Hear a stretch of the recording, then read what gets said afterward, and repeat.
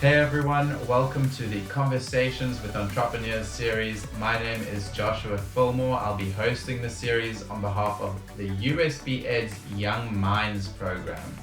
I'll be joined by a diverse range of some of the finest young entrepreneurs South Africa has to offer. We'll learn a bit about their journey, their thoughts on entrepreneurship and the role it plays in shaping the future of our country, and get a few first-hand tips for young entrepreneurs looking to start their own companies. Let's jump right in. Our next guest is a tech enthusiast and man of many talents, Chris Bruchhausen.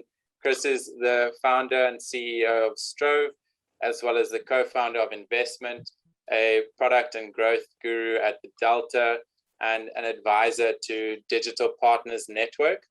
He's traveled the world partaking in various Ironman triathlons, and despite being an absolute machine, but on and off the track, super humble, super inspiring. Strove was founded in 2020, recently raised a seed funding of 4 million Rand to scale the company. Your passion for life is truly tangible, but I look forward to hearing some of your thoughts on entrepreneurship and a bit more about your journey. I appreciate that. Very kind intro. Can you share a bit more insight into what exactly Strove does and why it's important?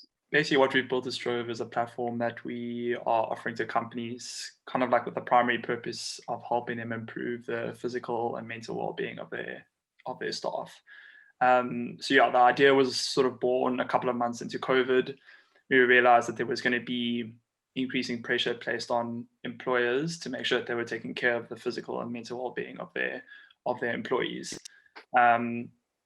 Given like the work environment that we find ourselves in, people working from home, there's no real distinction between work and personal life anymore. So generally, for the most part, like people kind of deprioritized taking care of their well-being.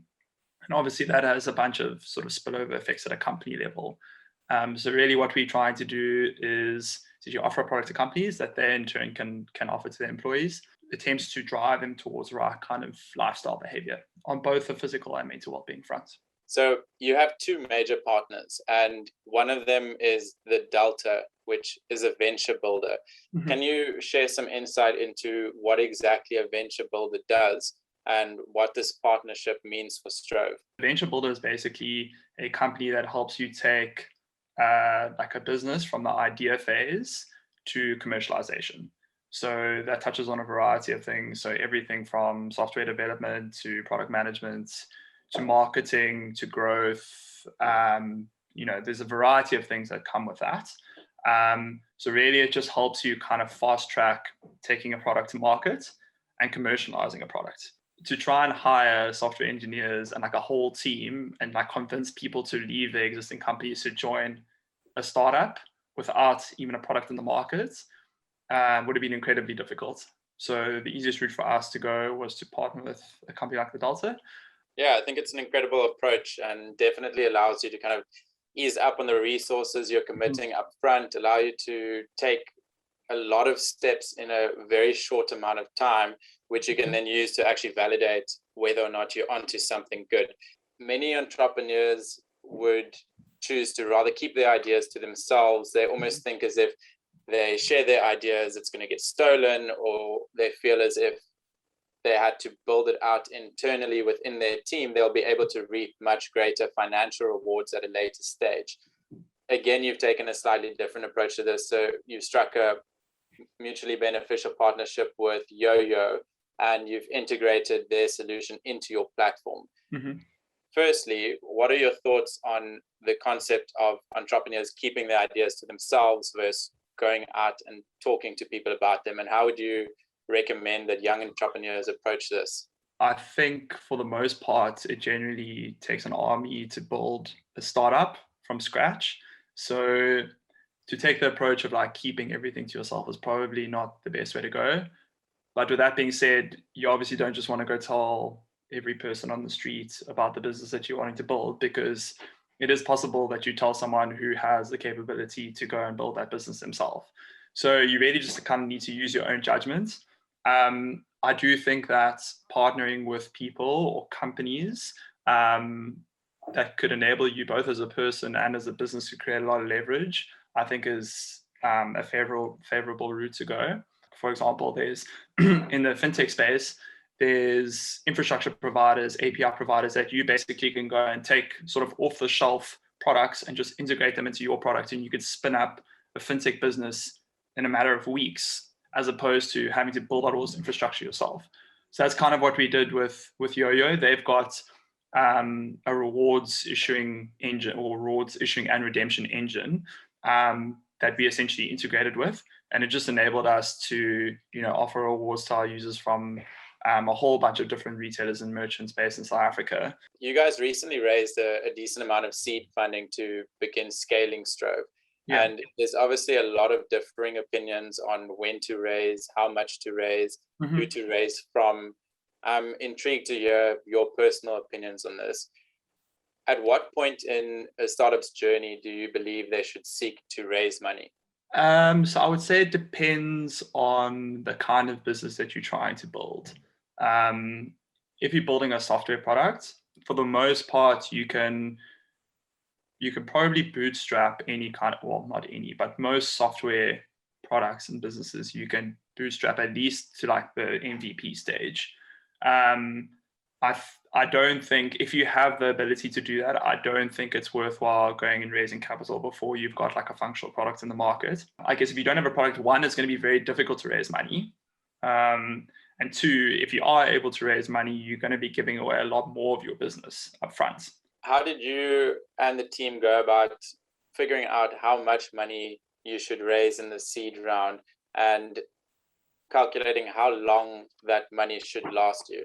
Yeah, raising capital does take a lot of time out of your day, because you constantly having to speak to investors, and you're putting together this data room, these financial forecasts. So it can be, it's just a process that takes a lot of time at the end of the day. If you're doing a seed round of funding, if you're raising a seed round of funding, try and plan to at least have capital for like 1.5 to 2 years, and then sort of, at the end of that period, you go and raise like a Series A round of funding. How important do you think it is to be your own customer, and what type of insights do you think this allows you to find in comparison to people who are going out there and creating products for other people, which they may not necessarily use themselves? I think one, it's just far easier to wake up in the morning and be excited about what you're working on. So that's super powerful in and of itself. I think a second thing is, if you're looking at a product every single day, you're going to be able to come up with far more ideas around what you need to be doing from a product perspective. So that just like enhances product innovation and like feature generation. Yeah. Can you recall a moment in your journey with Strove where you realized that you were onto something good with this?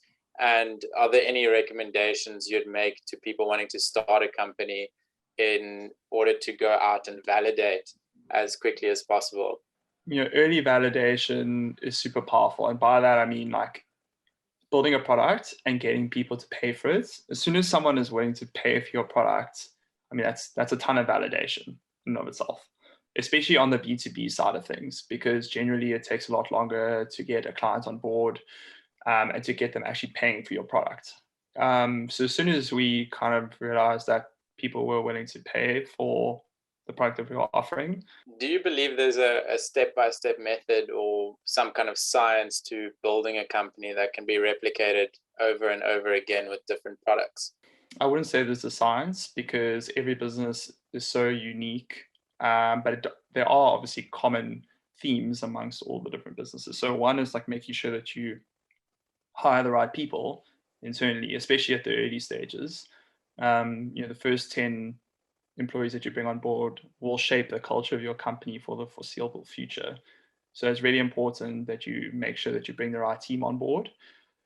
And then I guess in conjunction with that, making sure that if you're going to raise capital, making sure that you bring the right investors on board, because if you bring an investor who isn't aligned with the vision of the company and is going to be difficult to work with, it's going to make things far harder for you, because you're going to have someone kind of breathing down your neck the whole time or trying to dictate how you should run the business. So I would say the focus needs to be on the people and making sure that you bring the right people on board. And I think everything will kind of flow off the back of that. On physical and mental stamina and whether you think those are linked, and if you've learned anything through doing the Ironmans, which you've done, which you've pulled across into your approach to entrepreneurship. 100%. So the concept of like mental fortitude in endurance sports definitely sort of translates over into like the world of entrepreneurship, because if you've learned how to really push yourself for an extended period of time, be like super uncomfortable, obviously you would never ever experience that kind of discomfort, sitting at your desk, but similar sort of principle and concept applies. I think like naturally that's just going to translate into I guess your ability to withstand on some level discomforts and bumping your head and constantly feeling like you're fighting an uphill battle when building a business. So yeah, 100%. Awesome. And then do you find your age plays for or against you in the business world, and why? For the most part, I would say it's an advantage. Maybe not necessarily in the eyes of other people, but from my own personal perspective, primarily because like I think at our age we generally have like less life responsibilities and things like that. So like we can focus entirely on just like building the company, which is amazing. Whereas like someone who is maybe a little bit older and has a family and stuff, they've obviously got other responsibilities. I think in terms of in the eyes of other people, I think some people would have a preference for working with younger people because you bring in, younger energy, you're willing to work long hours. So there's like a bunch of positive traits to sort of come with that. How lucky do you consider yourself, and why? Yeah, I mean, obviously like incredibly lucky. On a relative basis, I haven't really had to endure hardship. Some people like just getting through day to day is a struggle. So when I think about all the things that I've been fortunate enough to be exposed to, all the things I've been able to do, like incredibly lucky and fortunate. Awesome. Thanks so much for joining us and for sharing some of your thoughts with the Young Minds program. There's a bunch of guys tuned in who are interested in defining their own life goals and creating their own career opportunities. And I definitely think this has given them some insight into ways in going about doing that. Thanks for watching this episode of Conversations with Entrepreneurs. For more info on the featured entrepreneur and their business, check out the links attached below. The series is proudly brought to you by USB Ed's Young Minds program, which assists students in defining their life goals and creating their own career opportunities. I'd highly recommend checking out the program and visiting USB Ed's website for other world-class business learning opportunities. Until next time, cheers.